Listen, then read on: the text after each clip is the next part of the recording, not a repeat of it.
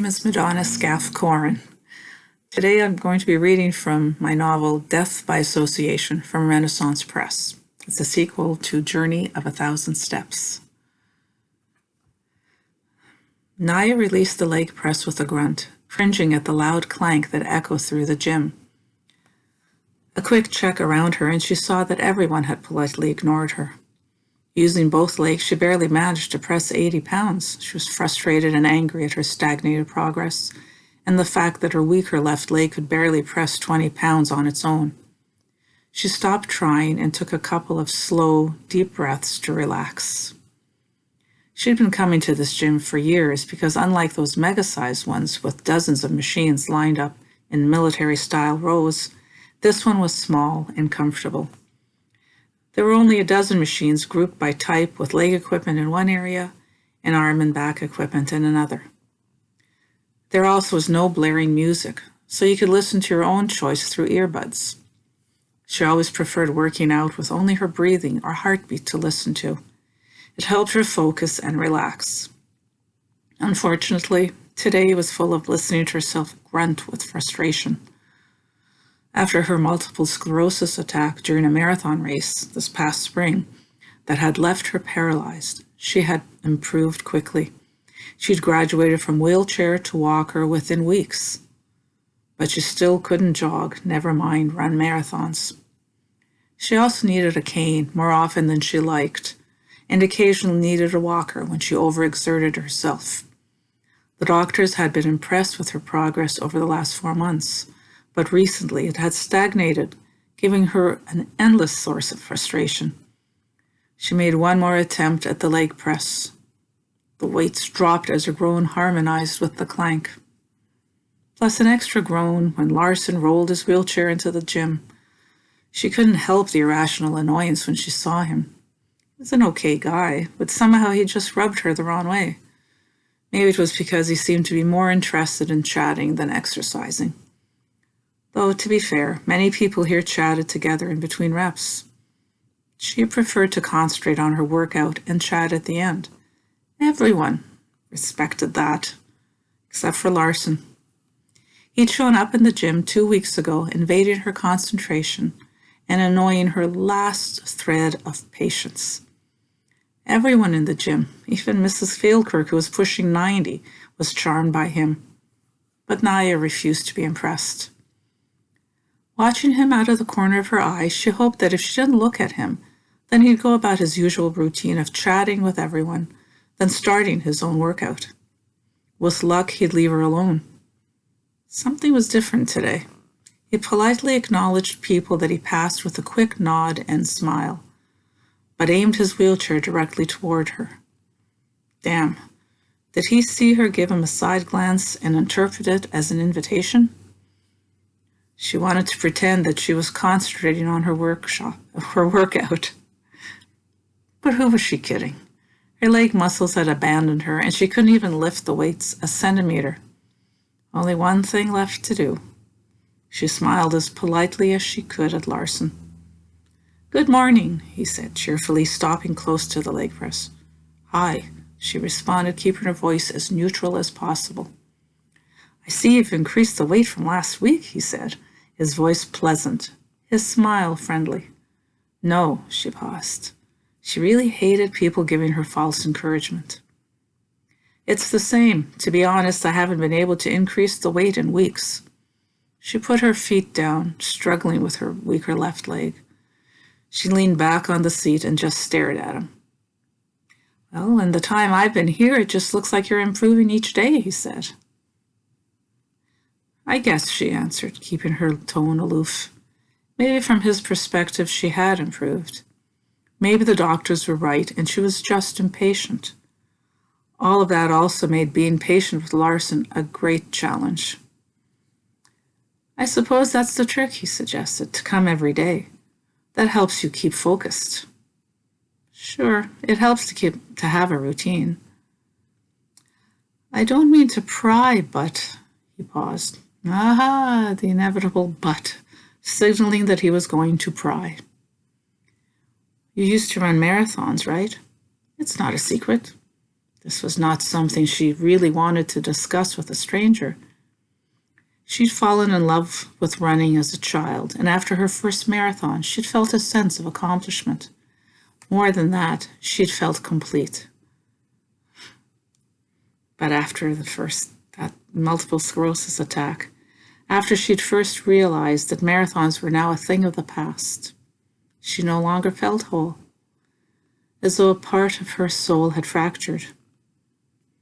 The first day that she'd walked into this gym and someone had recognized her from the news, it had taken her every ounce of strength and determination not to turn and bolt out of the door. "Can I ask you," Larson began, taking a deep breath, as though even he had finally realized how intrusive he was being. "How did you manage to adjust from being so active to living with limited mobility? People say it happened so fast during the race. You were very close to the finish line." 5 kilometers. Despite herself, her voice trembled. She clamped her lips tight, fighting off the bitter feeling. That had been the first time that she hadn't finished a race. She turned in her seat to fully face him and tell him to get lost, to leave her alone, stop peeling back band-aids from barely healed emotions. When she looked him straight in the face, her planned response faded even before it fully formed in her mind. He wasn't being nosy or gossipy. He sincerely needed to know, and for the first time she actually saw him. He was maybe in his mid to late 30s, in excellent physical shape. His dark blonde hair was cut short and neat, his skin naturally bronzed, but not the even tan of some recent sun-filled holiday. He wore a t-shirt, and she could see various tan lines on his arms, as though he frequently wore t-shirts or lawn shirts mostly rolled up. This was a man who spent a lot of time outdoors, working. He looked like an athlete. Broad, muscular shoulders weren't uncommon in someone who used a manual wheelchair. But Larson's legs were still muscular, very obvious even though he wore track pants. Since the leg muscles hadn't had time to atrophy yet, whatever had put him in that chair had happened recently. The guy was probably just trying to figure out how to cope and adjust to his new life. She retrieved her fold-up cane, snapped it open, then held on to the leg press to help pull herself up and stepped closer to him.